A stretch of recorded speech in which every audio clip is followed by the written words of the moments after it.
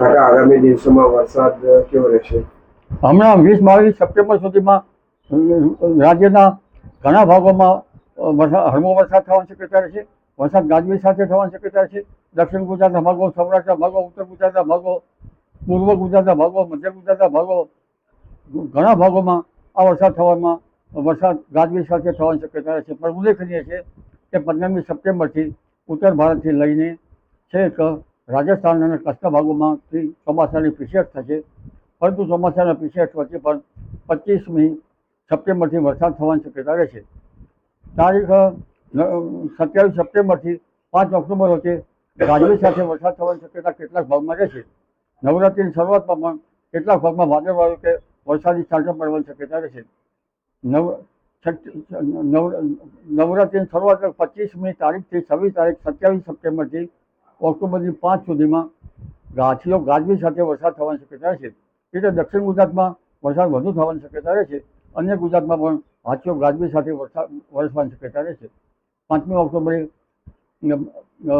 દરિયામાં ભારે પવન ફૂંકાશે. 17મી ઓક્ટોબરે પણ દરિયામાં ભારે પવન ફૂંકાશે. 10થી 12 ઓક્ટોબર પર વાદળવાળું કે કેટલાક વરસાદ થવાની શક્યતા છે. હવે દિવાળી પર હવામાન કેવું રહેશે એ જોવું રહ્યું. પણ આમ તો પહેલી, બીજી અને ત્રીજી ઓક્ટોબરમાં અરબી સમુદ્ર મજબૂત સિસ્ટમમાં છે. જેના કારણે દક્ષિણ ગુજરાતમાં ભારે વરસાદ થવાની શક્યતા છે. સૌરાષ્ટ્રના કેટલાક ભાગમાં ભારે વરસાદ થવાની શક્યતા છે.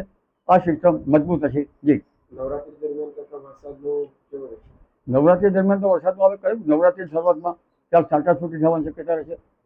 અને લગભગ 27 સપ્ટેમ્બર 25 સપ્ટેમ્બર પછી હવામાન રહે. પણ 27 સપ્ટેમ્બરથી ઓક્ટોબરની શરૂઆત સુધીમાં દક્ષિણ ગુજરાતના કેટલાક ભાગમાં ગાજવીજ સાથે વરસાદ થવાની શક્યતા રહેશે. રાજ્યના અલગ અલગ ભાગોમાં પણ વરસાદ થવાની શક્યતા રહેશે. એટલે નવરાત્રિ જે છે એમાં અલગ અલગ ભાગોમાં, ગુજરાતના ભાગોમાં વરસાદ ગાજવીજ સાથે થવાની શક્યતા રહેશે. જી, નવરાત્રીમાં કેટલા નોરતા વરસાદ વિઘ્ન બની શકે છે? નવરાત્રિની શરૂઆતમાં છાંટા થઈ શકે છે. છઠ્ઠી નવરાત્રિથી લગભગ 2 ઓક્ટોબર સુધીમાં વરસાદનું પ્રમાણ દક્ષિણ ગુજરાતમાં ભાગોમાં કંઈક વધુ રહી શકે છે.